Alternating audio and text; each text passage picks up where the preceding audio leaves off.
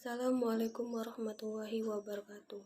Halo semuanya, gimana nih kabar hari ini? Semoga kita senantiasa diberikan kesehatan ya. Amin.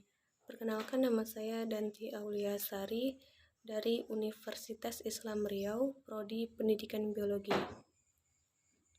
Pada kesempatan kali ini, saya akan membahas mengenai bioteknologi, yang mana ini untuk memenuhi tugas mata kuliah Literasi Data dan Teknologi dengan dosen pengampu Bapak Dr. Ibnu Hajar SPD MP. Apa sih bioteknologi itu? Bioteknologi adalah teknologi pemanfaatan mikroorganisme untuk menghasilkan produk yang berguna bagi manusia.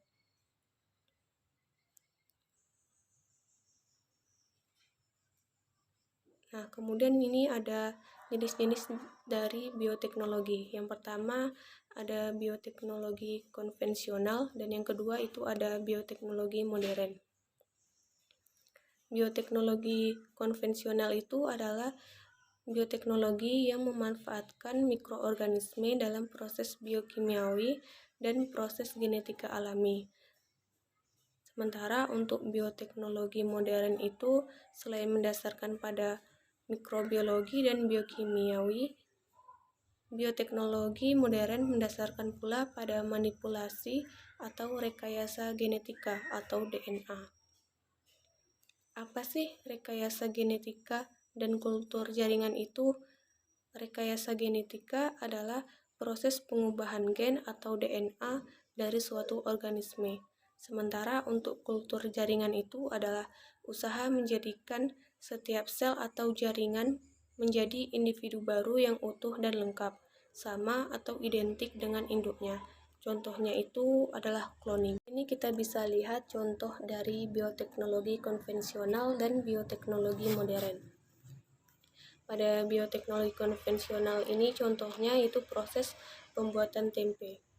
Sebagai masyarakat Indonesia tentunya sudah tidak asing lagi dengan yang namanya tempe, dan mungkin dari kita ini sering mengkonsumsi tempe tersebut.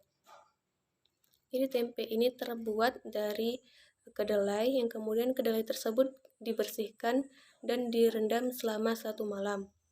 Kemudian dikupas kulit arinya, dicuci, kemudian dikukus selama 1 jam, kemudian itu didinginkan dan dicampurkan atau ditambahkan dengan ragi tempe. Nah, di dalam ragi tempe inilah terdapat mikroorganisme yaitu Rhizopus oligosporus dan Rhizopus oryza yang nantinya akan membentuk tempe. Kemudian dicetak atau dibungkus. Kemudian proses fermentasi ini dilakukan selama 1 malam. Kemudian diletakkan di atas rak atau tempat lainnya. Jadi tidak mesti harus di rak ya, bisa di tempat lain. Kemudian dibiarkan selama 1 malam lagi dan barulah jadi tempe tersebut. Sementara untuk bioteknologi modernnya itu di sini ada bakteri yang mana di dalam bakteri tersebut terdapat DNA bakteri dan plasmid. Kemudian dari bakteri lain, sel dengan gen yang diinginkan dimasukkan ke dalam plasmid, yang disebut dengan DNA rekombinan. Kemudian akan menjadi bakteri rekombinan. Sel bakteri yang dikulturkan membentuk bakteri-bakteri dengan gen yang diklon. Kemudian ada proteinnya dipanen untuk penelitian, mana ada protein pelarut gumpalan darah di jantung, kemudian hormon pertumbuhan untuk pengobatan pertumbuhan terhambat.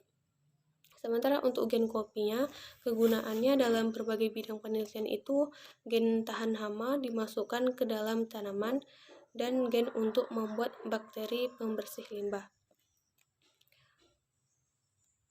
Baik, cukup sekian pembahasan yang dapat saya sampaikan. Semoga dapat bermanfaat bagi kita semua. Assalamualaikum warahmatullahi wabarakatuh.